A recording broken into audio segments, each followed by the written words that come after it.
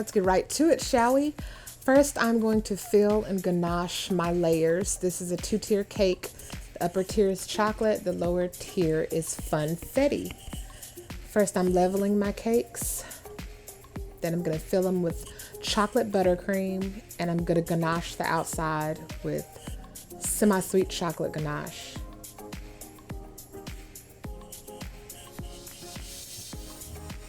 Ganaching is very similar to using buttercream. It just sets a little bit more firmly, making it easier for you to put fondant on the outside.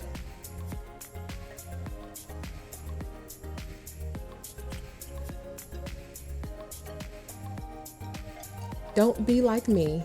Wait a little bit longer for your ganache to set. I was being impatient, and as you can see, my ganache was quite liquidy and it was a little harder to work with. Made a big mess. I'm gonna attach parchment here and flip my cake over. It's called upside down ganaching, and it helps you to get a really flat top. Sharp corners for your fondant application.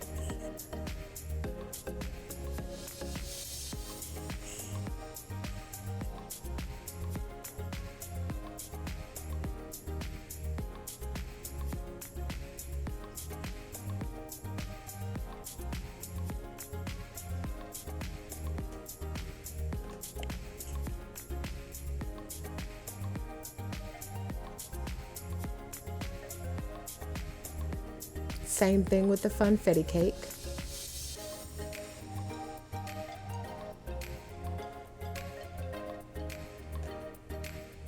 Vanilla Swiss meringue buttercream in the middle. White chocolate ganache on the outside.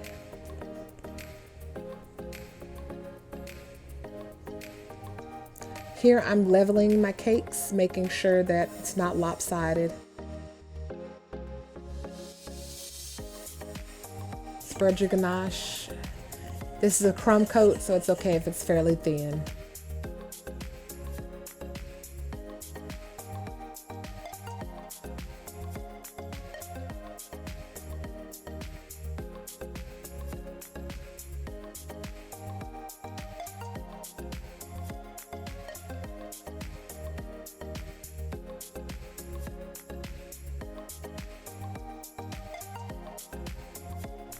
You'll notice here my white chocolate ganache has set more firmly than the other because I waited longer.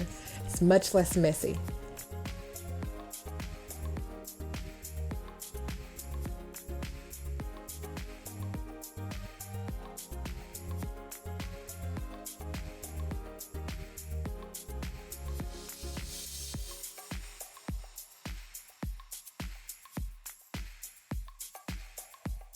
Kneading my fondant that I colored the day before. Pretty much every color of the rainbow. Dusting my counter with cornstarch.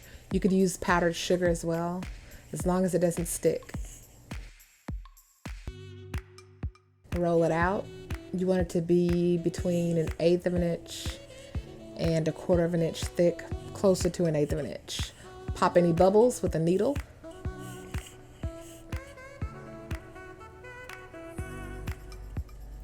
Roll it out some more.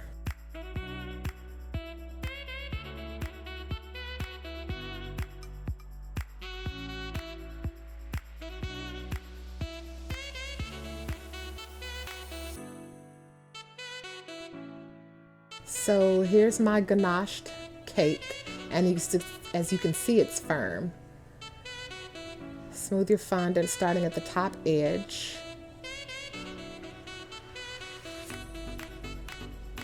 And work your way down, smoothing as you go along.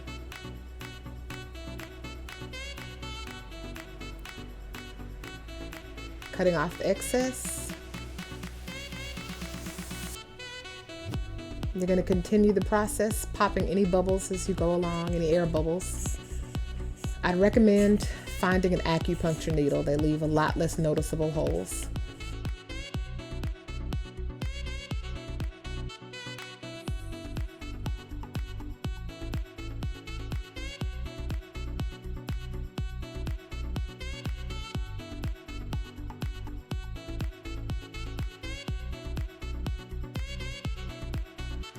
Okay, so I'm continuing to smooth my fondant, and I'm going to cut off the very bottom edge. The more neatly you do this, the less of a seam you have to hide later on.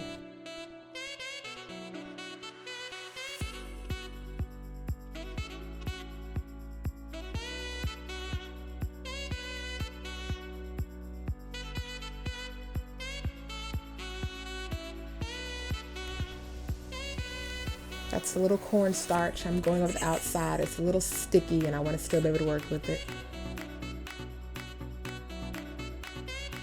I'm going to repeat the same process for my bottom tier.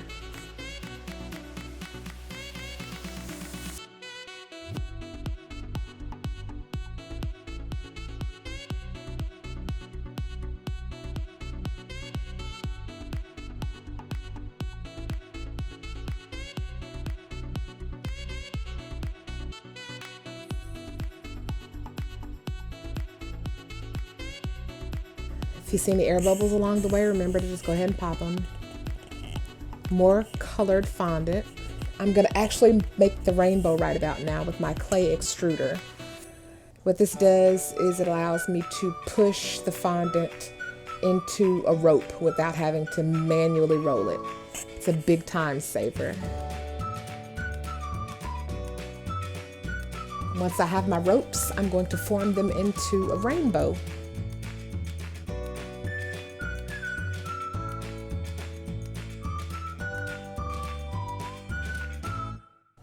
You don't have to use the same colors as I did, but with Rainbow Dash, these particular colors are pretty identifiable, so I decided to stick with the theme.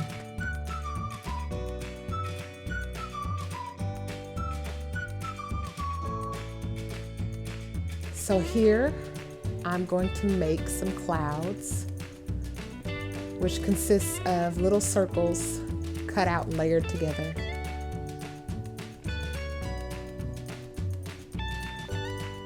Now I'm making her eyes. I basically just cut out each portion and stacked them. That was the easiest way to do it.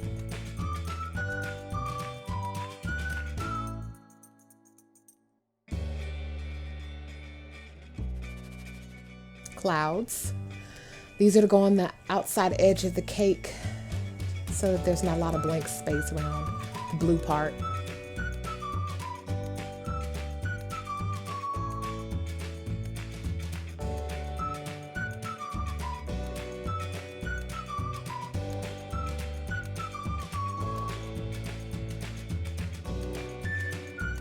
Continuing on her eyes.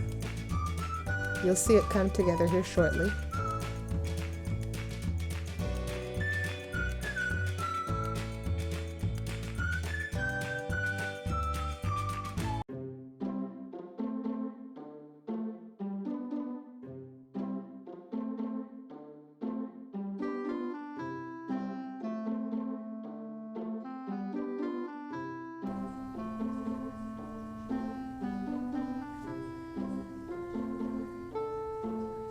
If you have any bits of cornstarch that are being fairly stubborn, you can use a steamer to get them off, or a little bit of shortening rubbed onto the fondant eliminates that white smudge.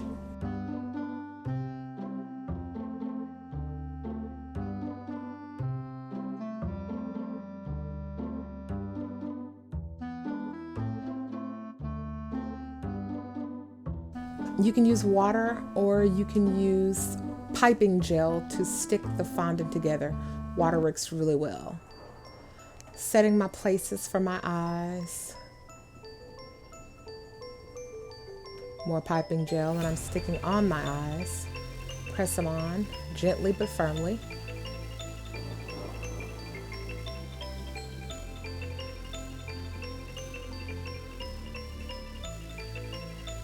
She's looking at you.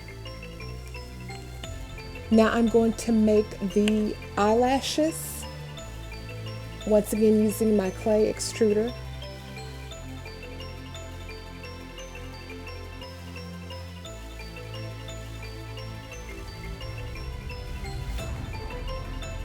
Cutting the individual little eyelashes, those were a bit of a pain.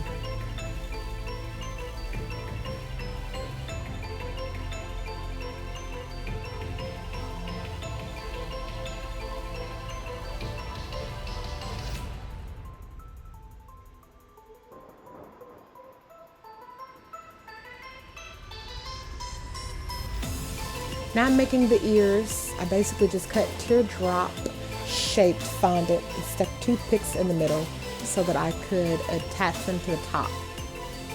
And as you can see, they're ears.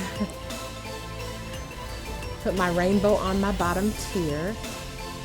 And I'm going to take white fondant and make a little cloud balls, I guess you could call them, on the front. So you can see I shaped them and stacked them in the front.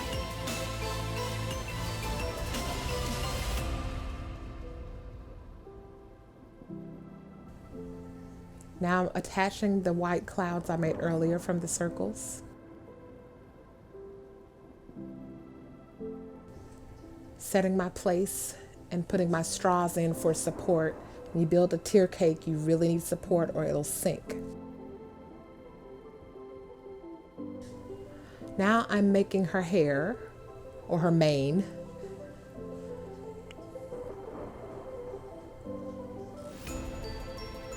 I really like those bright colors.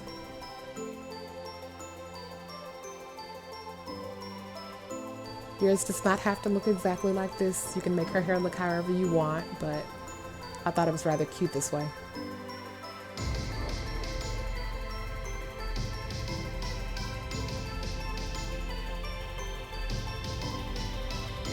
Make the back part of her mane.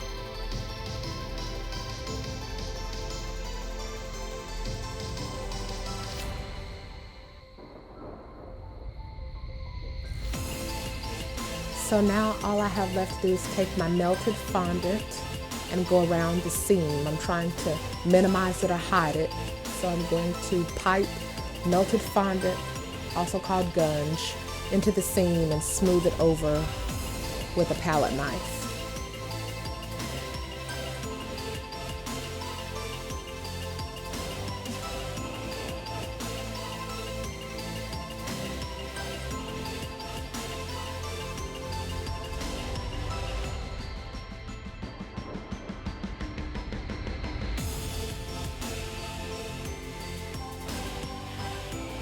I hope you enjoyed this video. Thanks for watching.